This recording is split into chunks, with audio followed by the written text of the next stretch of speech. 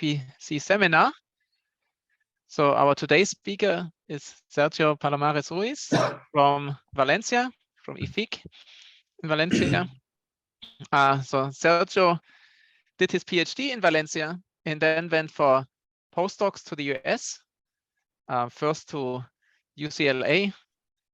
He also went to Vanderbilt and then came to Durham. And in Durham, we met just when Sergio left and I took over his house and all the furniture. There he moved to Lisbon to take up a faculty position, is now in Valencia and has a faculty position there. So Sergio is an expert on astroparticle physics, and today he will be telling us about dark matter evaporation from celestial bodies. So, please. Okay, thank you very much for the nice introduction and also for inviting me to give this seminar. Even if this is quite early for me, as I was telling you, and I'm half asleep, not completely awake, but I'll do my best. Hopefully, in the future, I can give a seminar in person with all of you there in Sydney. So, so today I'm going to tell you about the dark matter evaporation from celestial bodies, and this is a work I did in collaboration with Rawir Garani. And actually, we can just be more descriptive with a bit lengthier title, which is it's not working. Okay, now, which is what is the minimum dark matter mass for efficient dark matter capture by any spherical celestial body in the universe? So what I'll try to do today, after giving or saying a few words, very general words about dark matter, I'll get to the topic of accumulation of dark matter in celestial bodies and how this could have observable consequences. What type of effects this could have, and then I'll introduce the concept of dark matter evaporation and why that is important in this topic, and I'll try to walk you through the main ingredients and steps in the calculation of the evaporation mass, and then I'll show you how this dark matter evaporation mass in celestial bodies is obtained with a very simple result, very robust and stable result that can be used for any object, round object, which is in a spherical, which is in hydrodynamical equilibrium in the universe. And then I'll apply the calculation for basically different objects from planets, small planets, to large stars, and I will show you results how characterizing these objects in a range of about 12 orders of magnitude. And then finally, I will discuss a little bit why, or one of the reasons why this has some relevance due to given some recent literature claims in literature. So some general comments about dark matter. So how do we infer the existence of dark matter as of now? And you all know how we do that. And the only way to do that is via the effects of gravity. That's the only way we have inferred the existence of dark matter, is via the gravitational interactions of dark matter. And there are, I mean, we can search for dark matter or the effects of dark matter. So far, only gravitation, as I said, looking at very different scales, from basically the Big Bang nucleosynthesis, which is just between this cosmic horizon and cosmic microwave background lines when the universe was a few minutes old. Also by measuring the cosmic microwave background during the dark ages, and even at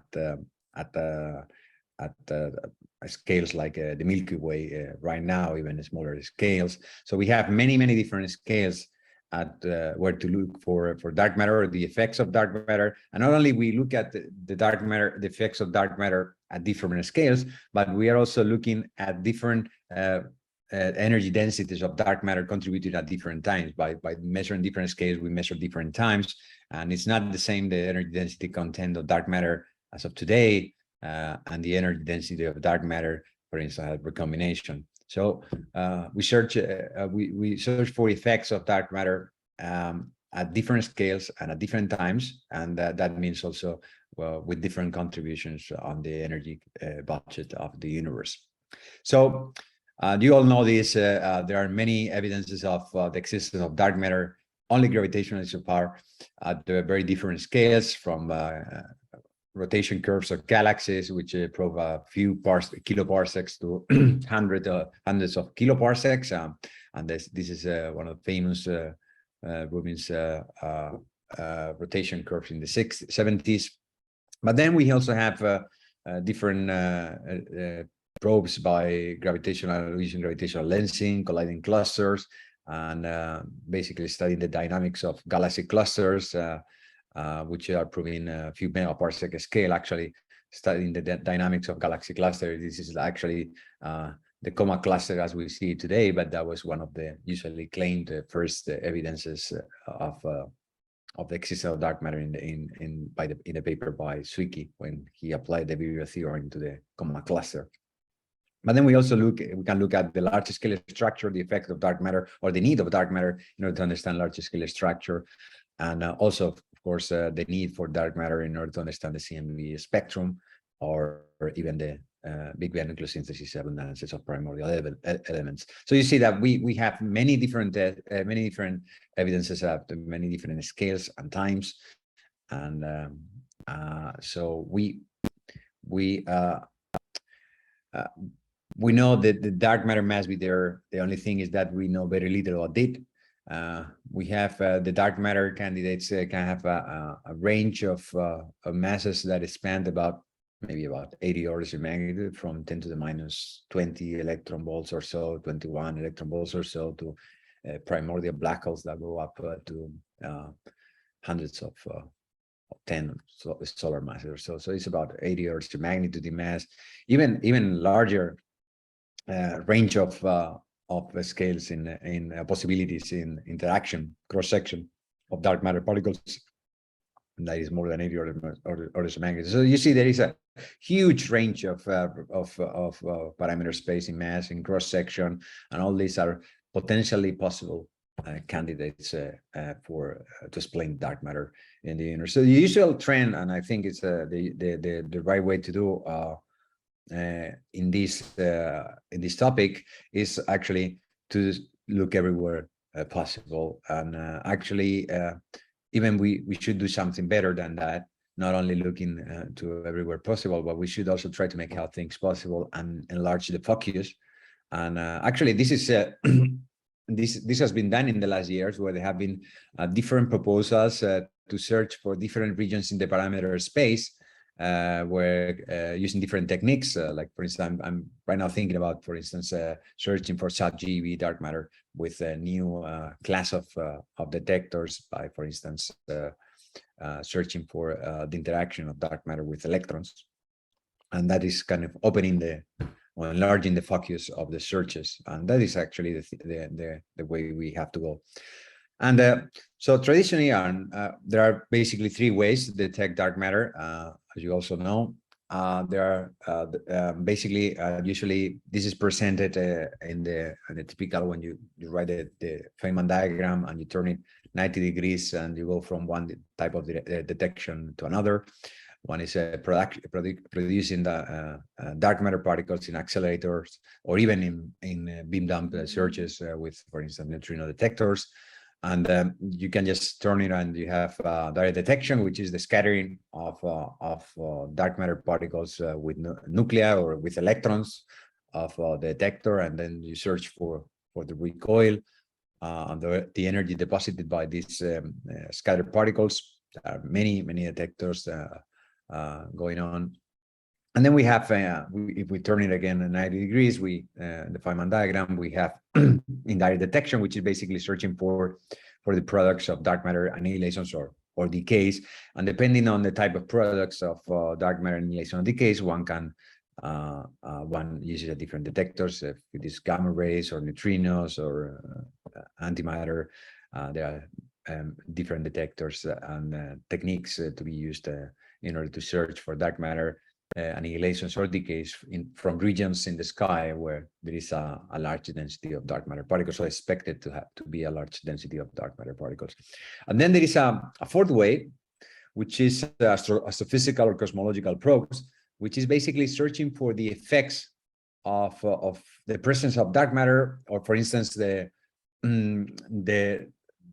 effects due to the dark matter annihilations, the injection of energy by dark matter annihilation in different astrophysical or cosmological observables. And I can think, for instance, of on the searching for the impact on Big Bang nucleosynthesis if the dark matter annihilates or decays at the time of, well, not decay, but annihilation at the time of Big Bang nucleosynthesis formation. It's one could destroy the predictions, the successful prediction of BBN. One can also think also of what is the effect of annihilation of dark matter particles on the CMB, also during dark ages by measuring the 21 centimeter line. And even dark matter standard model particle interactions could have an impact on the power spectrum, can suppress the power at small scales, and then one can search for that in different ways. And for also, the dark matter could accumulate in the celestial bodies, and actually could, for instance, modify the energy transfer within those objects, and then one can search for modification on the dynamics of these objects, for instance. And this is basically what I'm going to be talking about today. I'm going to talk about the effects of the accumulation of dark matter on celestial objects. So what are the different ways the accumulation of dark matter in celestial bodies can be searched for? One one is which is the first possibility is that the accumulation of dark matter in celestial bodies could modify the energy transfer. And this was first proposed as a possibility to solve the solar neutrino problem, the fact that the flux of neutrinos observed from the sun was smaller than the expectations with solar models. And we know now that this is explained in terms of neutrino oscillations, but this is back in the even late 70s or early 80s, this was not known. And the proposal to, and then there were a number of papers that proposed that this could be explained in terms of because of the presence of dark matter, or the accumulation of dark matter at the core of the sun, that could modify the energy transfer so that the flux of neutrinos that would be produced would be smaller. In that way, it could be explained. Also, also in the 80s, mid-80s, late 80s, there was a proposal that dark matter accumulation in celestial body, like for instance the Earth or other planets in the solar system, could hit these bodies either by scatterings or by annihilations, and then one can search for this extra heating in these objects, which is not expected due to the presence of dark matter. So these two observable effects have to do with modification of the energy transfer, but this is not the only way one can search for dark matter accumulated in celestial objects. One can also search for the annihilation products. In the case dark matter accumulates in the center of the sun, for instance, or the Earth, these dark matter particles could eventually annihilate and produce standard model particles, and these standard model particles, for instance, in an object like the sun, will not escape, but except from neutrinos.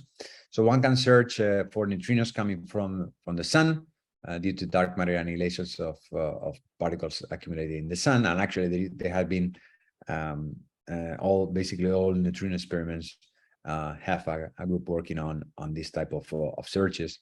And this was again suggested in the 80s as a possible way to search for accumulation of dark matter in the sun, or the Earth, or any other object that one can search for, think of.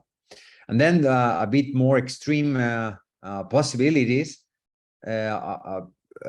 is the possibility that the dark matter, under some extreme condition, this was suggested in the context of neutron stars, dark matter could collapse in the interior of celestial bodies and form a black hole. in a few years. Actually, this was proposed in the late 80s, early 90s. Of course, I'm not going over all the literature, and the papers I'm quoting here are the very first papers that discussed all these possibilities. So let me get a bit more in detail what is this dark matter accumulation in celestial bodies. So think of dark matter, our dark matter forming the halo in a particular galaxy. In our galaxy, for instance, we have dark matter particles floating around a particular object, like could be the sun, and eventually these dark matter particles, if they have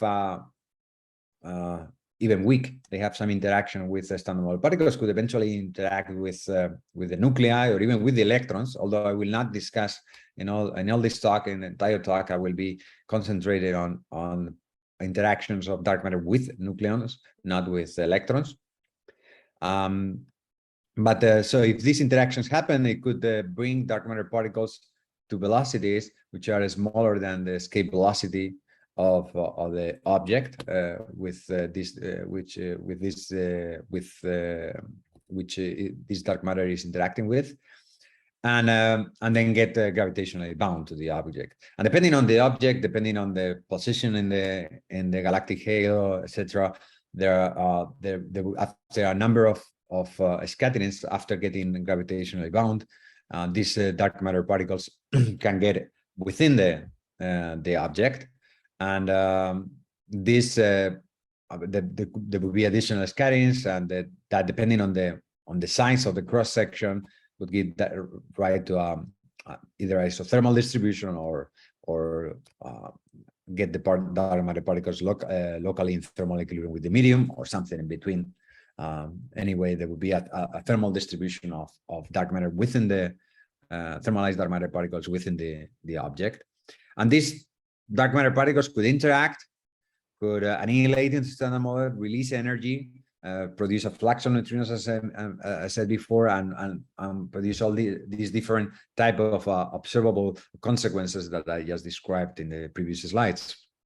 But the important thing is that if dark matter particles, as are right here, are very light, the chances of being quickly kicked out after further scatterings, once they are captured, is very high. And this is what is called dark matter evaporation. And this is easy to understand. The temperature of the standard model particles in the celestial body is whatever that temperature is, but that kinetic energy can be transferred to the dark matter particles. So the escape energy is just the mass times the escape velocity square, and the escape velocity square is fixed given the body. So the smaller the mass, the easier, the larger the velocity is if the kinetic energy is transferred to the dark matter particles. So the smaller the mass, the easier is to get to velocities larger than the escape velocity, and the easier is for dark matter particles after interaction with the surrounding standard model particles to get kicked out of the body. So for masses below that value, that mass, basically there is no consequence because dark matter particles would get out of the body just after getting captured. So there is no accumulation of dark matter in practice. So that is why the concept of dark matter evaporation is relevant in this problem. Below that, basically, we don't expect observable consequences. There is some exception to this, but I won't get into that. And we just want to have one single slide, which is important during this talk, is this one. So you don't really need to remember anything else if you don't want to. But this is the only result which is we can be the entire talk can be summarized within this slide. So if one wants to compute the dark matter evaporation mass for any spherical object in hydrostatic equilibrium in entire universe, this is the result to remember, and this is very robust and stable within, I would say, better than a factor of 2 for sure. So, and here's just the escape energy. E sub c is the escape energy at the center of the object, which is where most of the dark matter accumulates. So this is just mass times mass of the dark matter times mass of the roughly the gravitational potential in the center of the object, which has to do with the mass of the object and the radius of the object, and the temperature T chi is the temperature of these dark matter particles that is very close to the core temperature in the medium. So it can be like 90% or even 95% or so of the temperature of the core. So if you have a particular celestial object and you know what is the escape energy, the escape velocity at the center of the object, you can do that just by computing the gravitational potential at the center of the object, and you know what is the core temperature of that object. You can get the evaporation mass just by applying this expression to any object in the universe. And next, I'm going to walk you through the main ingredients and the main steps and how one gets to this number and why it is so stable under variation of different parameters. And I will show you what are the different parameters this result depends on how. Okay, so the evolution equation of dark matter particles in a celestial object is given by this well-known equation that was put forward again in the mid-80s. And most of the calculations on this topic were, or at least the ground of all these calculations were set in the 80s.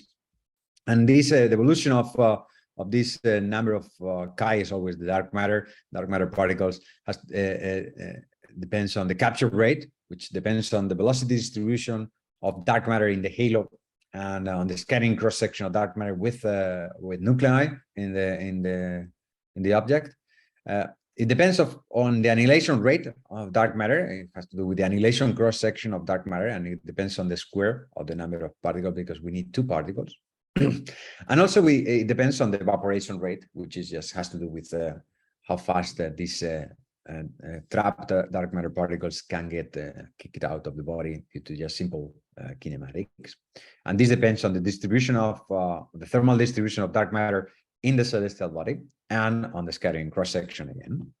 So this equation has analytical solution, and actually one can define an equilibration time between capture and annihilation, which is given by just the inverse of the square root of the annihilation times the capture rates.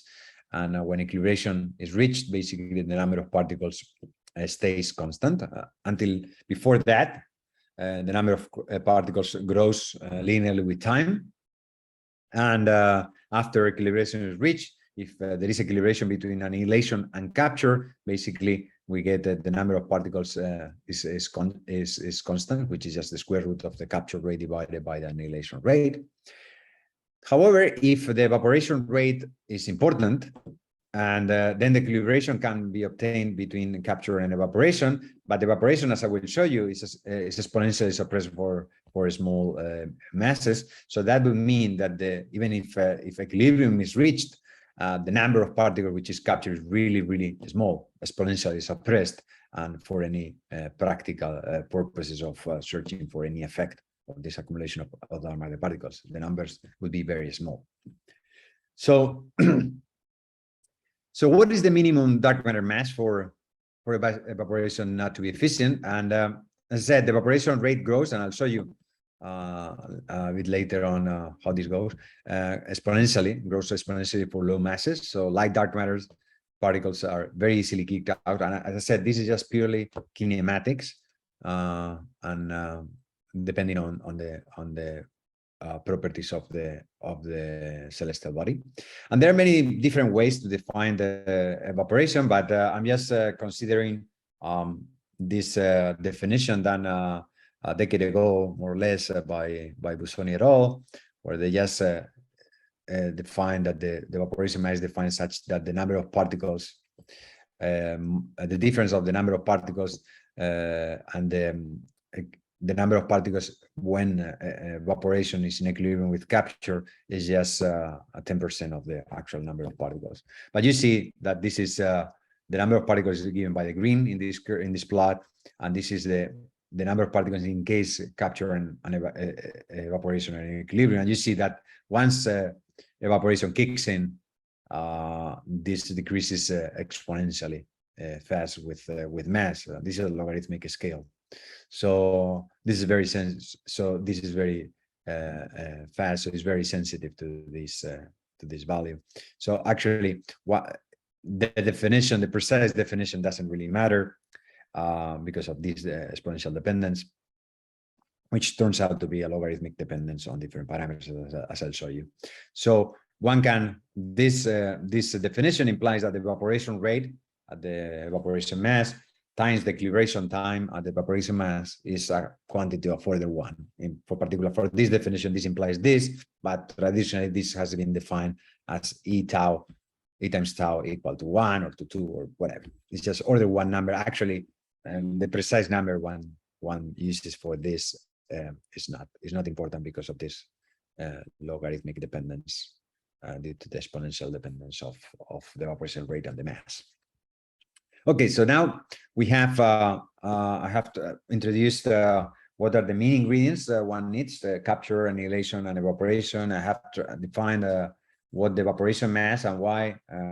Knowing this mass is important so that we can determine which type of candidates could produce observable consequences on celestial objects due to capture.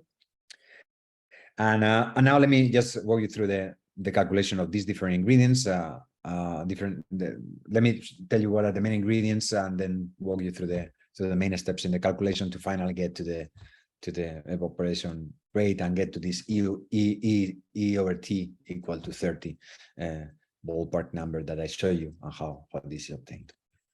So the main ingredients, we need to know what is the velocity distribution of dark matter particles in the galactic frame. One needs to take into account, for instance, the relative motion of the body with respect to the galactic frame. But this only complicates the calculation, but doesn't produce big effects on the final numbers. Then we also need to know what is the velocity distribution of the standard model particles of the nuclei in the celestial body, which have a temperature that depends on the position in the body. And finally, we need to know what is the dark matter nuclei scattering cross section. And for the rest of this talk, I'm going to assume a constant scattering cross section. One can try to consider velocity or momentum dependent cross sections, but for the rest of this talk, I will assume constant scattering cross section. So once we have this, we have everything we need. Given a particular object with well characterized object, we have everything we need in order to compute the different rates that I mentioned in the previous slides. So the capture rate of dark matter by celestial objects depends on is given by this expression, this differential capture, and depends on these factors. There is this suppression factor, which accounts for large optical depth, for the fact that when the cross section is very large, dark matter gets captured in layers close to the surface and doesn't really get to the center because it interacts before, so it gets captured in the superficial layers. And actually, this was discussed and proposed in this paper. The rest of the discussion was laid out in the early papers in the 80s by Professors Spergel and Gould. This factor here is just the flux of dark matter reaching a particular spherical shell at a given position in the body, and this is just the surface of that shell. And this factor here is the rate of scattering from a given velocity, which is the velocity of the dark matter particle with respect to the body, to a speed which is less than the escape velocity, so that these particles get actually captured. And finally, we have the time which is spent in a given cell. One does this integral over the entire body, and one gets the capture rate. The velocity of the dark matter at a given distance is just given by the velocity of the dark matter particle in free space, let's say. And one has also to take into account the fact that the dark matter particles are moving in the gravitational potential of the object, and that is how the escape velocity enters here. And this rate of scatterings from this velocity of the dark matter particle with respect to the nuclei of the object to a velocity which is smaller than the escape velocity is just given by this expression. Basically, one integrates this. This is the rate of this dark matter particle with velocity w to go to a velocity v integrated between for velocities below the escape energy. For the evaporation rate, you will see something very similar, but the limits of the integral will be from the escape velocity to whatever. So for velocities larger than the escape velocity, so that the particle escapes. But let me come to that. And this rate is just simply, it depends on the density of the target particles, in this case nuclei, and the differential cross section of interaction of dark matter and nuclei, the relative velocity between nuclei and dark matter particles, and just the velocity distribution of the target nuclei. So this is all we need, and actually and the results that I will show you at the end, we compute everything for glory with all the details, taking into account all the little details of the calculation. But for this analytical estimate that I will provide you in the next slides, I'm going to make some very simplifying approximations, which work really well to get this result. So actually, target particles are nuclei. This is not the case if target particles are electrons, but if target particles are nuclei, the zero temperature limit for the calculation of the capture rate is a good approximation. It's also a good approximation to neglect, for instance, the nuclear form factor, the lack of coherence of the interaction at different momenta. So all these things just simply complicate significantly the analytical calculation, but do not provide qualitatively different results. So I'm going to do those approximations for these estimates, for these analytical estimates. In this case, the calculation of the capture rate is relatively simple, and this was done already in the 80s by Andy Gould.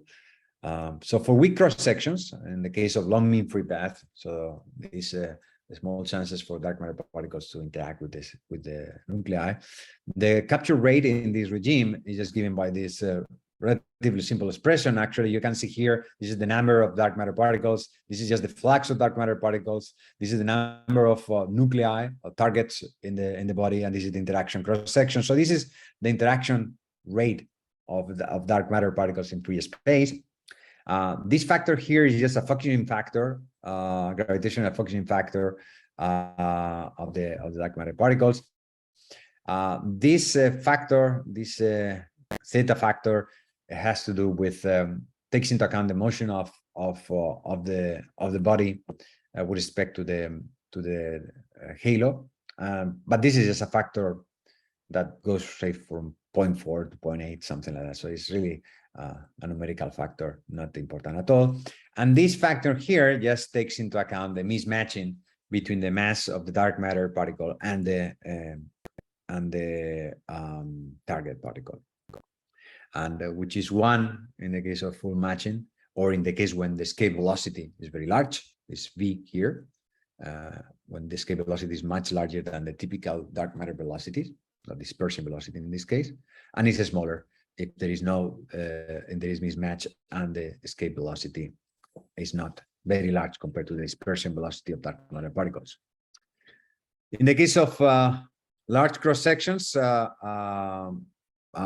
the case of short mean free path, this is the so-called saturation limit, and this was done in the Busoni et al. Paper about 5 years ago.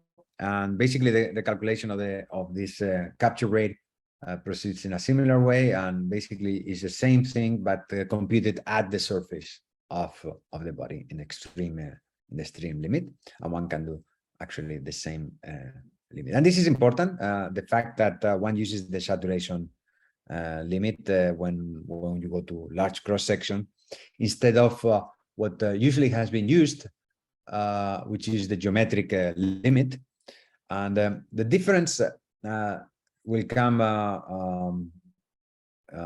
evident in a few slides, but basically the fact what one does when assumes the geometrical limit is that the probability of interacting or of dark matter interaction with the object is 1, and the probability of capture after interacting is also 1. In the case of the saturation limit, what one does, or one assumes, is the probability of interaction, because the cross sections are very large, is 1, but the probability of being captured after interacting is kinematically driven and is not 1. And this becomes important in particular for small objects, as I will show you in a second. Okay, so once we have the capture rate, we can compute the annihilation of the dark matter celestial bodies after dark matter gets captured. There are further scatterings with the nuclei, and then this thermalize the dark matter particles to a given temperature, and depending on the scattering cross section, this temperature would be different. And one can, and these dark matter particles, which are in thermal distribution, after a while in this object, can eventually find each other and annihilate. And the annihilation rate, which enters the evolution equation, is just given by this this expression. I'm assuming that the annihilation cross section here is velocity independent. Otherwise, it would have to be inside. And this is just basically the annihilation cross section times the relative velocity, or thermal average of that, times a factor, which is basically 1 over an effective volume where these annihilations are taking place. In the thin regime, basically dark matter particles get to an isothermal distribution with a common temperature. In the thick regime, large cross section, dark matter particles get in equilibrium with the local medium, and this is why they get in a local thermal equilibrium. And one can use a kind of a transition or a matching between these two regimes by using the Knudsen number, which is just the ratio of the mean free path to the typical size that the dark matter particles occupy in the object. And this is just an ansatz. It's not really far from reality in some objects. In some cases, it's not also completely perfectly describing the situation, but all the results that I will show you and the results in general do not critically depend on the exact shape of the dark matter particles inside the body. But anyway, this has been studied in a number of papers also. So this is what I will study for the next slides. And once we have the capture and we have the annihilation rate, we need the evaporation rate. This is similar to the capture rate in somehow. We need a factor here which takes into account, in this case, this is again a suppression factor, which accounts for the fact that even if dark matter particles could get, after scattering with the standard model particles with nuclei, to speeds higher than the escape velocity, if the scattering cross section is very large, maybe they would scatter further on their way out and of the celestial body, preventing these particles actually from escaping. So that factor takes that into account. And then we need what is the velocity distribution of these thermal dark matter particles in the object. And again, the rate of scattering. In this case, we have a plus here from a given velocity, or the velocity of these trapped dark matter particles in the object, to a velocity which is larger than the escape velocity. And the computation is completely analogous. It's just you change the limits of the integral in the rate that I showed you before.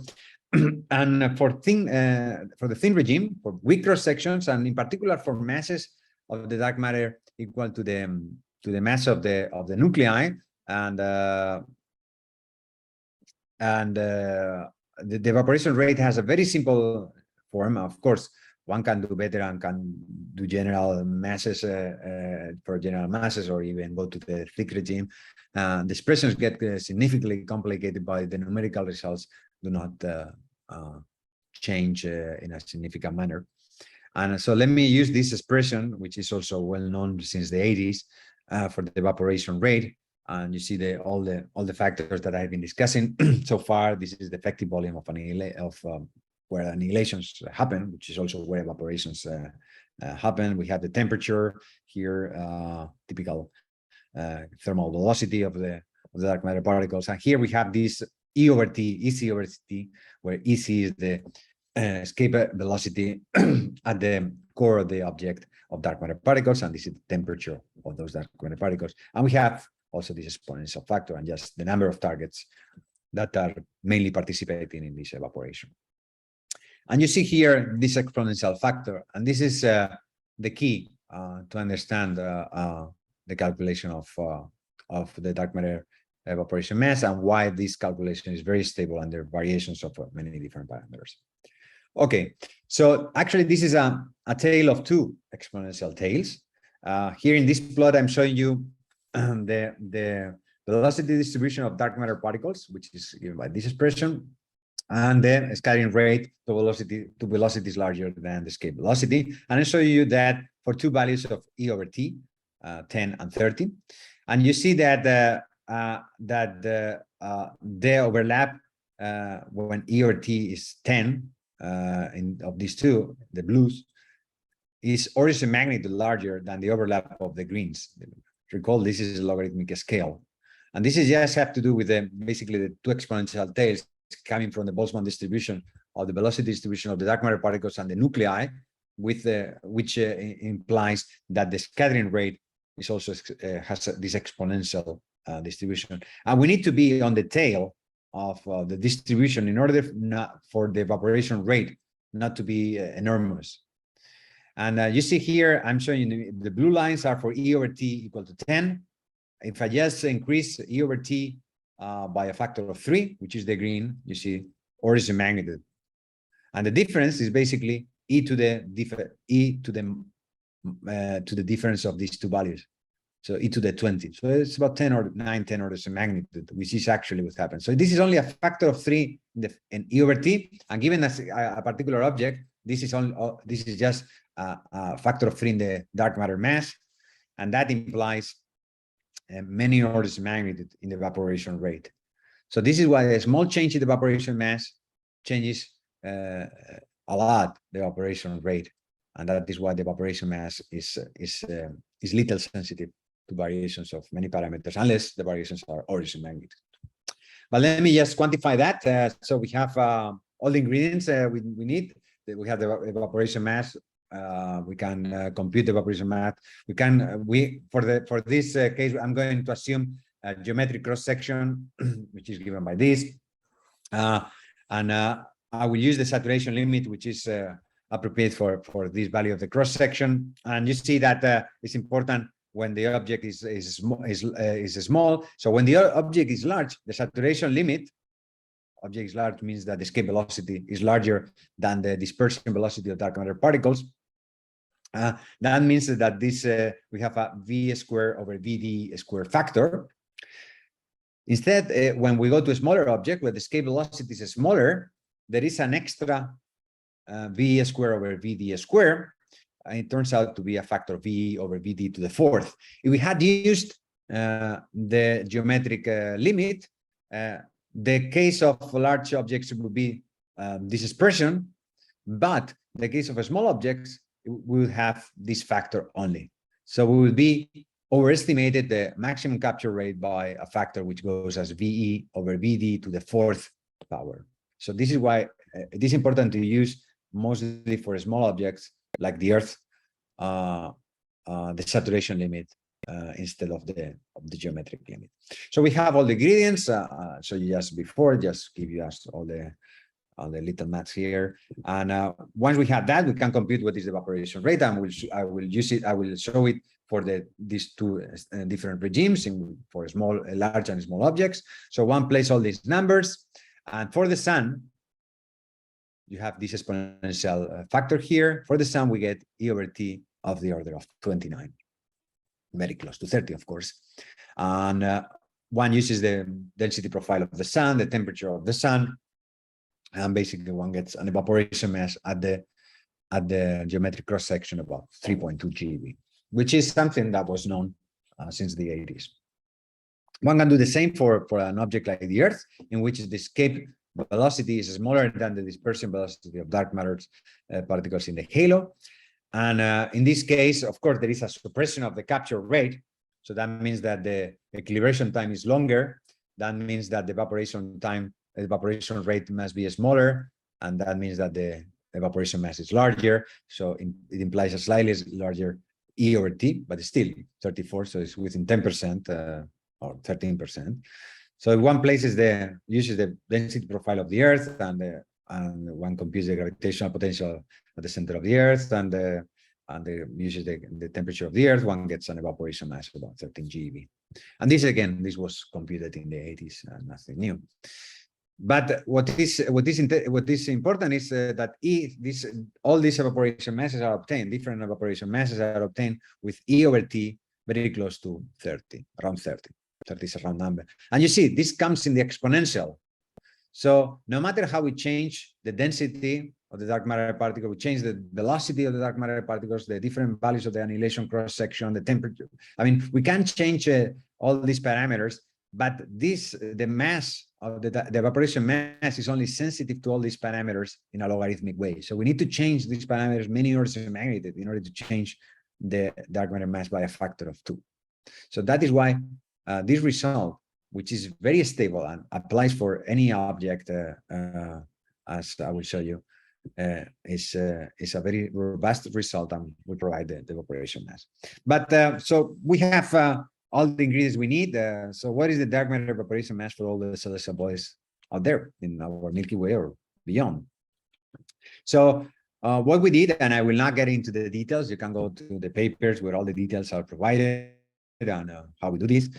We need to characterize different celestial bodies, and we do that for 12 orders of magnitude in mass. We use mass as the guiding parameter, and we need to know what is the mass, the radius, and the composition and density and temperature profiles for all the objects.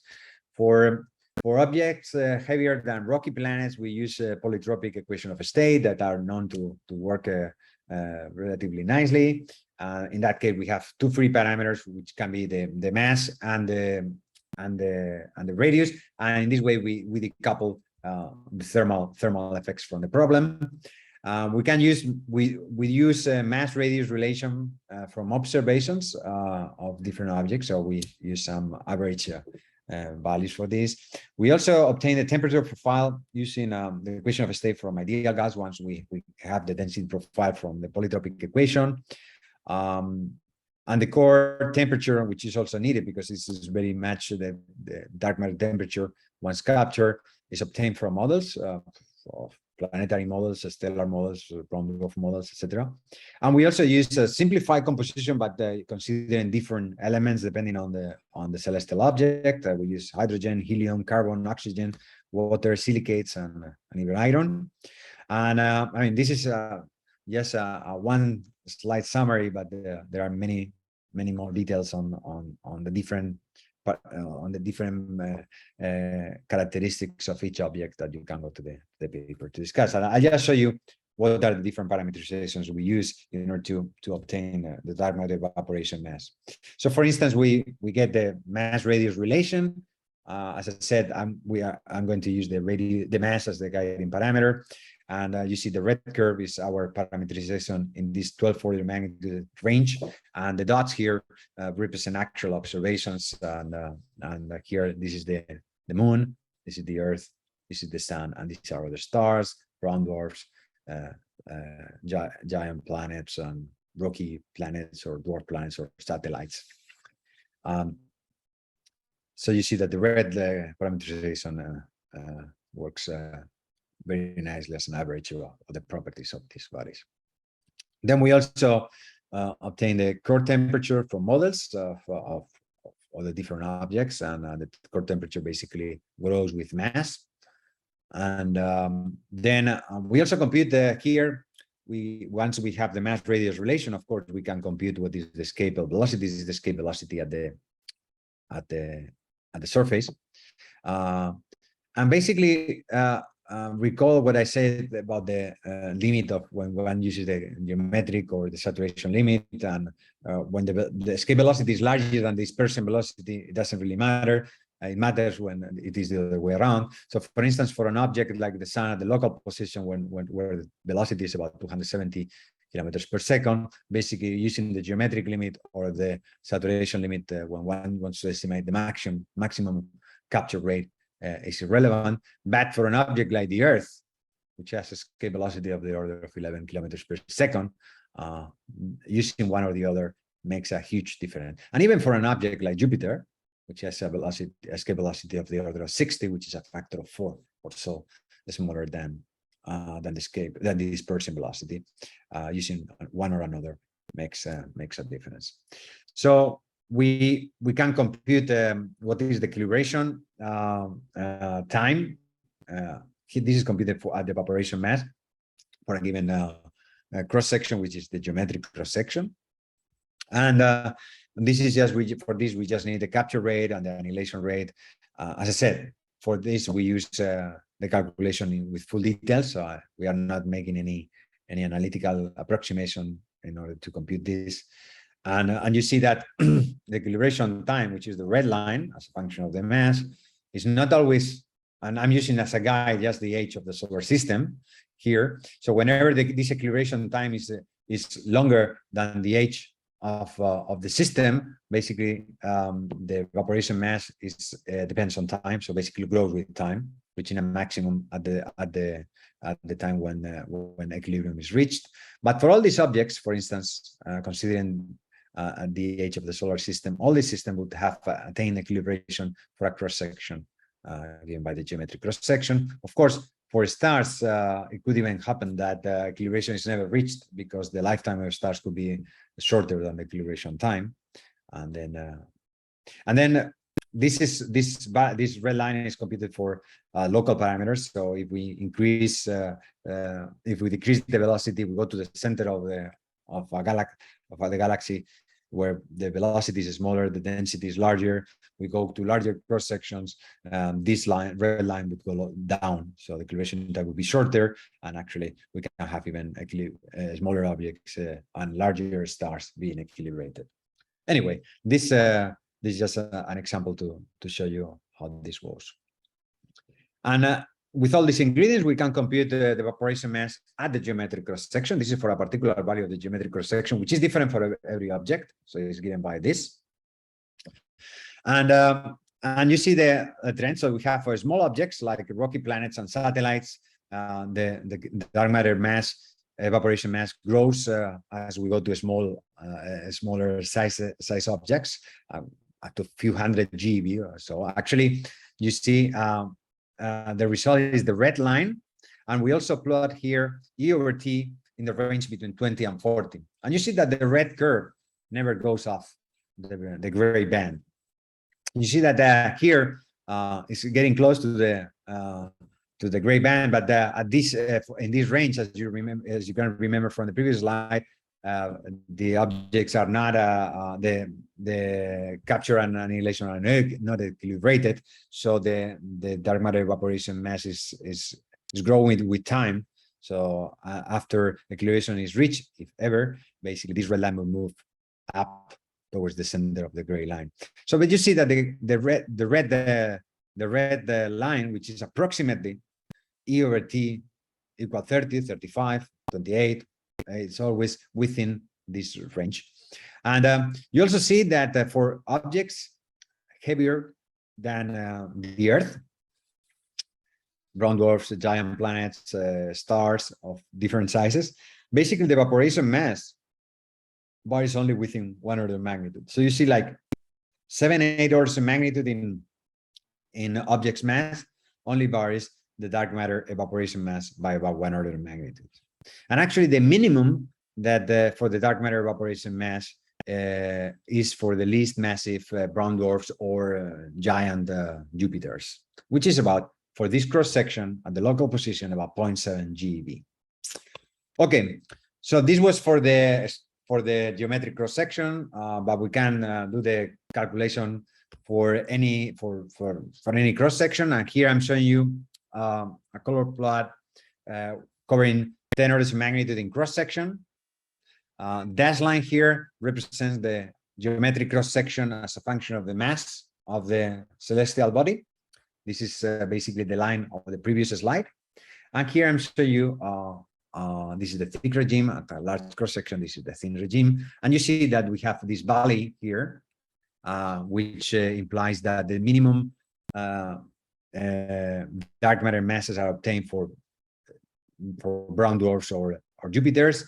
And actually the minimum is obtained for a large cross section close to 10 to the minus 30 centimeter squares, and which is about 0.3 GeV, which is about a factor of 2, a bit more than a factor of 2 with respect to the value at the geometric limit. So, and it's very difficult to go farther below that. You can go a bit farther if you go very close to the center of the galaxy, very different parameters, but you cannot really change order of magnitude in the evaporation mass just because the dependence on the different quantities that enter logarithmically. So we also did that we computed in a more or less simplified way also the result for white dwarfs and neutron stars. These are much more compact objects, so very high escape velocity, very low dark matter evaporation mass. For white dwarfs, we get down to MEVs. For neutron stars, we get down to KEVs. These are all white dwarfs and all neutron stars. This was done by Nicola and collaborators, basically almost simultaneously in more detail. Basically, we agree when the comparison is done in the right way. Okay, so the dark matter evaporation mass in the sun is known for over 3 decades. The dark matter mass in the Earth is also known for over 3 decades. The dark matter evaporation mass had also been estimated for the planets, brown dwarfs, and some other stars. So the question is why caring about all this now? First is because we realize that this E over T equals 30 is a general result for any object in hydrostatic equilibrium, and one can apply this approximate result to any object, as I said, in hydrostatic equilibrium to obtain the evaporation mass. And that was something that I think had not been appreciated, that this is a completely general result and that the dependencies on different parameters are logarithmic. So this is a very stable and robust result. And another reason is why recently there have been some claims in the literature of dark matter evaporation masses in the few MeV range for Jupiter-like planets or for brown dwarfs, with equally strong phenomenological claims when it comes to those masses, claiming that one can search for MEV dark matter masses using different type of observations of this type of objects. And our claim is that these claims are not correct. And let me explain, show you some examples. This is a paper in which the authors proposed the heating, searching for the heating of exoplanets on brown dwarfs, exoplanets like big Jupiter-like planets and brown dwarfs, and by using the extra heating that the dark matter accumulation would produce, and one can search for that with the James Webb Telescope. But you see that the extent they got down to few MeV for brown dwarfs and something like 30 MeV for Jupiters. And I showed you before that this cannot be the case. And basically the claim was that they could probe this range in the parameter space by doing these observations, which is a nice proposal, nice idea, but going too far in mass.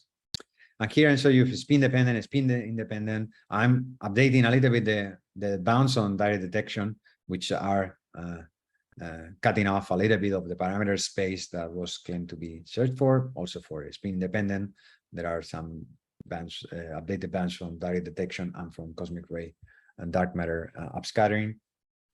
But the important thing is that if one takes into account the evaporation mass, basically for Jupiters, very little is left.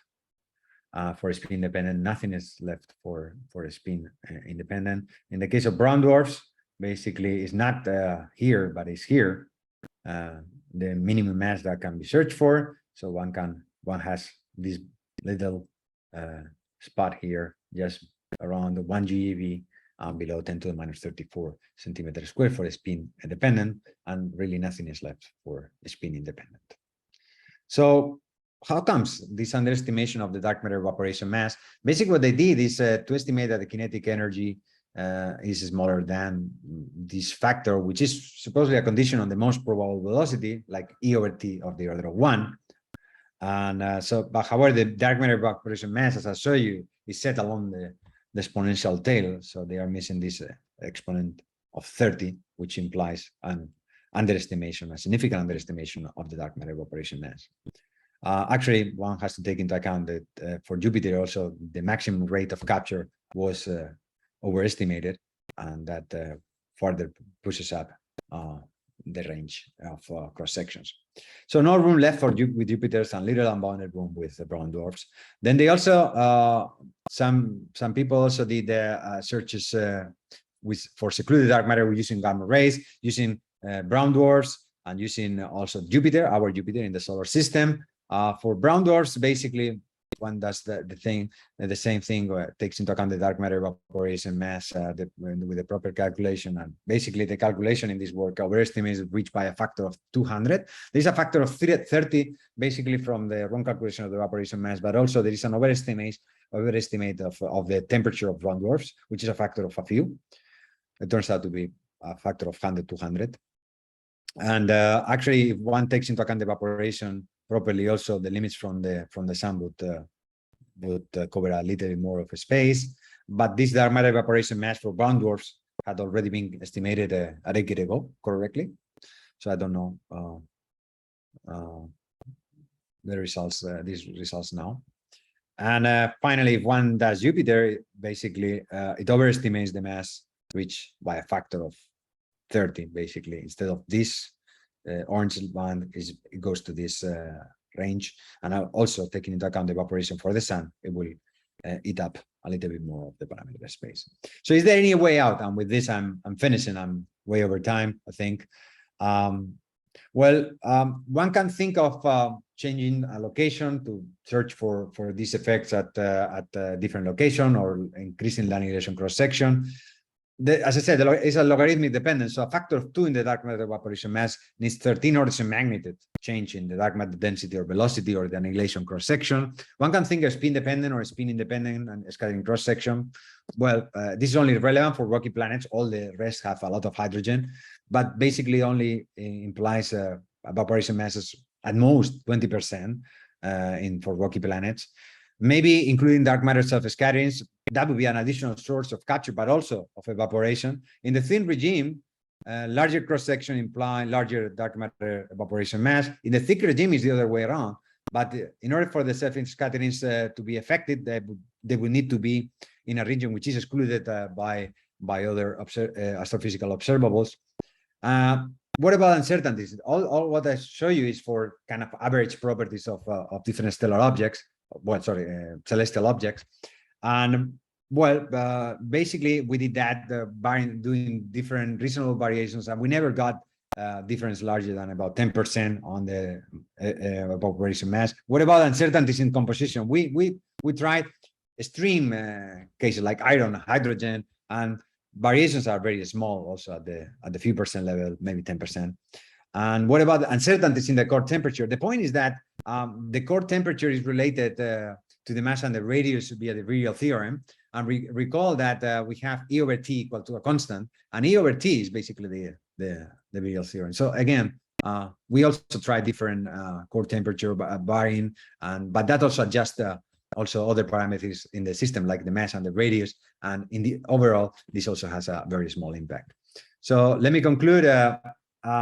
As I said, for all spherical celestial bodies in hydrostatic equilibrium at the local galactic location, the dark matter evaporation mass for the geometric cross section is given with very good approximation by E over T of the order of 30, and this is within 30%, and variations more than a factor of 2 over this really need something very extreme.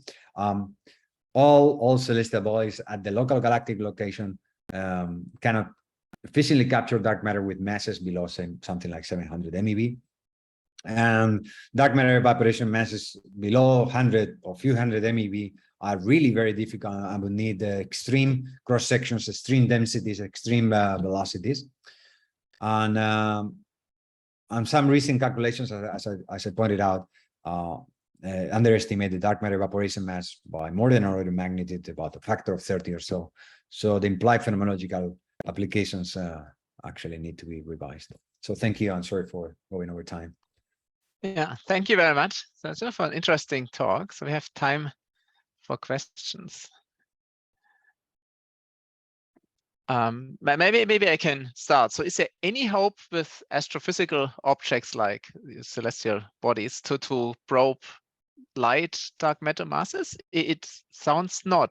That's basically. Well, there is a way that that I didn't mention, which was proposed a few years ago by Kuvaris, which is one can actually search for the dark matter particles that get evaporated from the sun.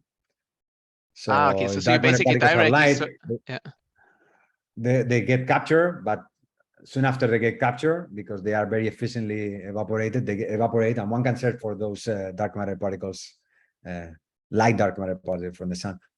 Otherwise, I don't see how. I mean, you need to have the dark matter particles captured and thermalized to have observable effects, at least all the ones that I mentioned. So if this doesn't happen, and this cannot happen for very light dark matter particles, you cannot have observable effects on the dynamics of the system, or producing neutrinos or anything like that. So the only exception I know is searching for the evaporated dark matter particles, which are somehow boosted dark matter particles. And which could then give in a direct detection a larger signal because it's boosted, exactly. has more energy. That was proposed a few years ago. Yeah. Okay, that's interesting. So you assumed, so the main assumption in there is hydrostatic equilibrium. So you already reached equilibrium for that. You needed spherical. It's hydrostatic equilibrium for the body. For the body, yeah, for the body. Object. So has to be. We consider from big asteroids, which are on the verge of being able to be in hydrostatic equilibrium. The lower limit on the mass that we use is basically the minimum mass.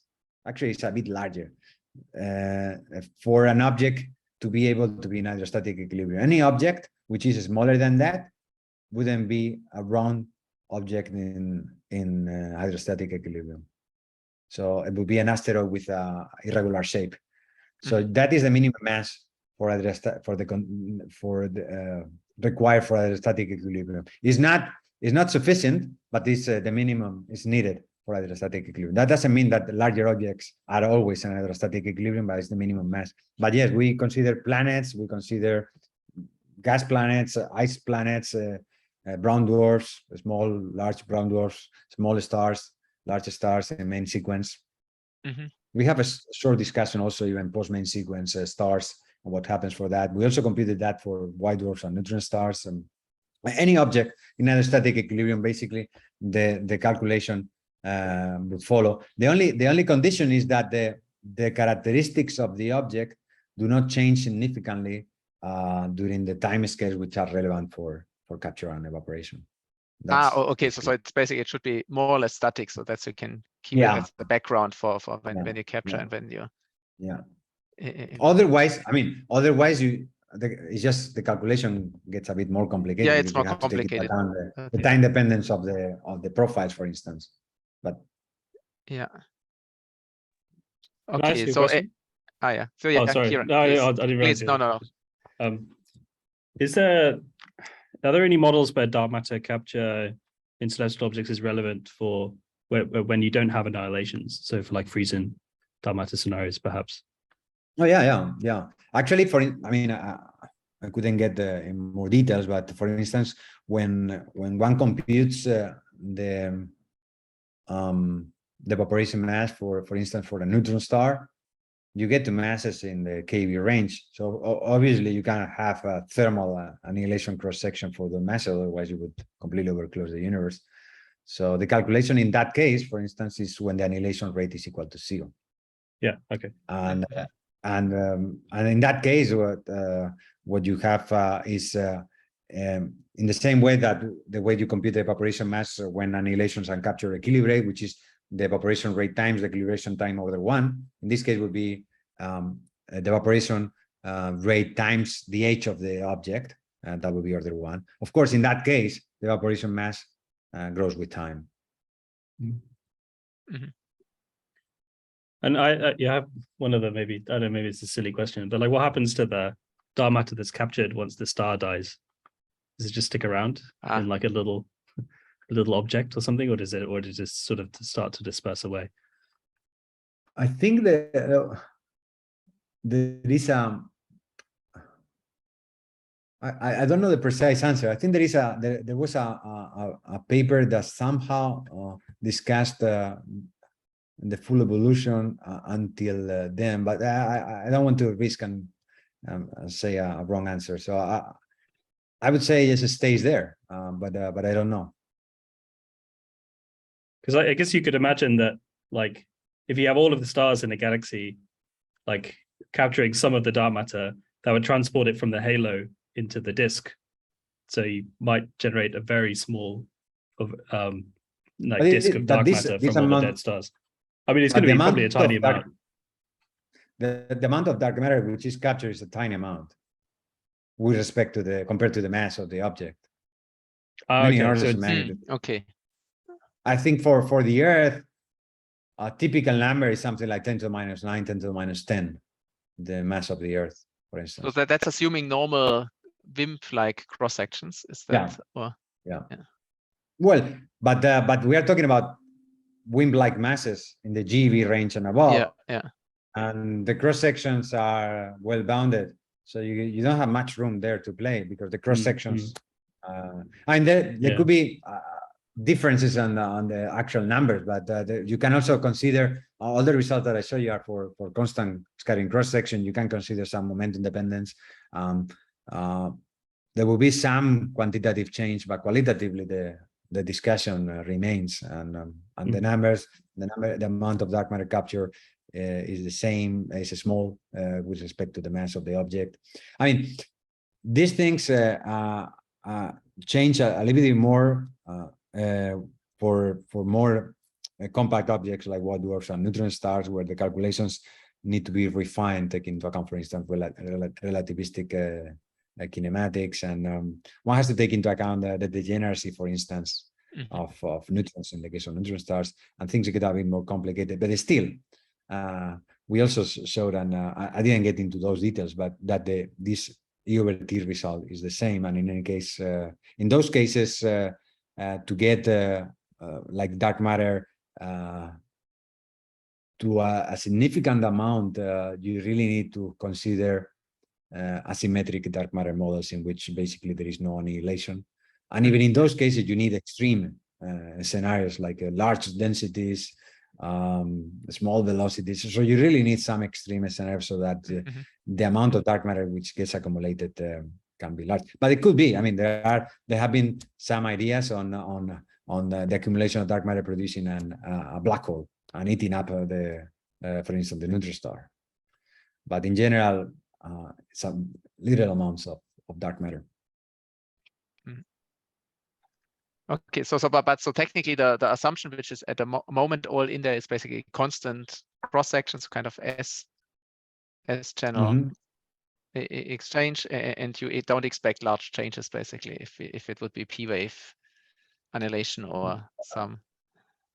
Well, there are, as I said, there are some. We haven't computed that in detail, so we have computed that for the sun. We did that in a previous paper for the sun, and there have been other papers that have done that for different momentum dependencies. And the evaporation mass, at least for the sun, doesn't change significantly. There is some change, and there is a change on the shape of the. Actually, I can show you this. Let me. I had some backup. This is very slow. Let me.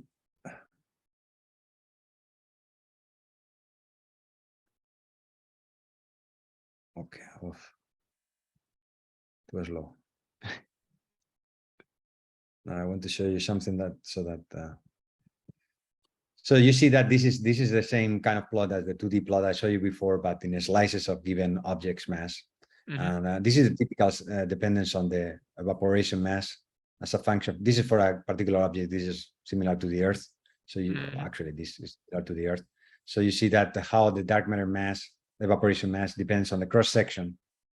And if you have momentum dependence, maybe these curves move a little bit up, bend a little bit more, but they would not really move. So for instance, this blue line would not go here.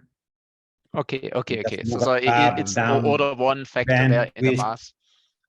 Sorry? It's an order one factor in the mass, but it's more or less basically constant over a large And then there was a paper by I think it was Scott and Aaron Vincent where they computed the evaporation mass in the sun. So that would be the green. This is the sun. For different momentum dependence on the scattering cross section. You see that the curves are similar, they just move up and down.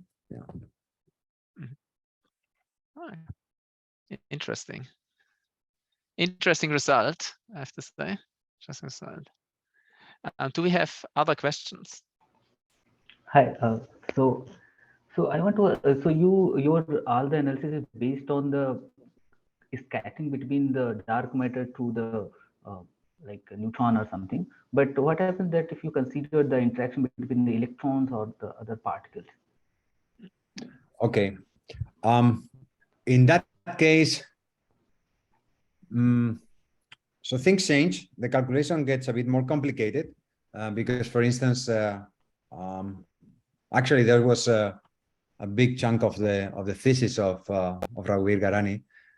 We did that in a paper a few years ago when we computed all the details on when electrons actually, and what matters is that the thermal effects are very important. So you cannot neglect thermal effects even for capture, and actually that can modify the capture rate by orders of magnitude, by maybe an order of magnitude or so. So also the evaporation mass depending is more sensitive to the actual thermal distribution of dark matter particles in the object. So you can actually get smaller evaporation masses for depending, but this depends on the thermal distribution of the dark matter particles in the object. That we did that for the sun, and we saw that instead of 3 or 2 GeV, which is you see typically the dark matter evaporation mass here for the sun, you can get even to below GeV in the case of dark matter scattering of only electrons. So it could be some effect, but it is very dependent. It is more, let me say, more dependent on the thermal distribution of the dark matter particles in the sun, and thermal effects become critical in this case for both capture and evaporation, not only for evaporation. Okay. But we didn't do that in general. We didn't do we didn't compute redo this exercise or capture with only electrons. Okay. Sorry. So one more question. So you on page 16 you talked about the number density of when we take Knudsen number taking into account, and you have just taken number density into F.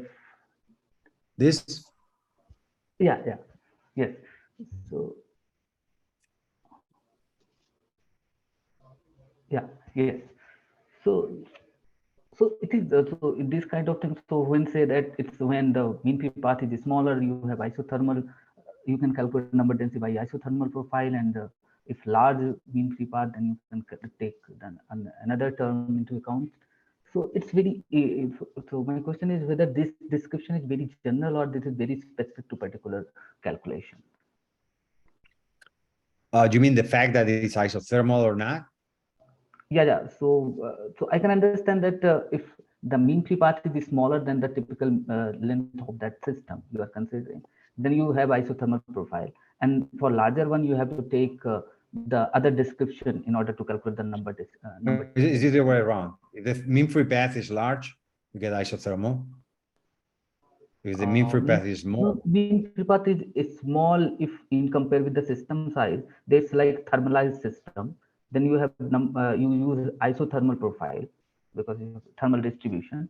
If mean free path is larger than the system size, then you don't have isothermal profile, and then you rely on the assumption of the most general theory, for example, kinetic theory and the description.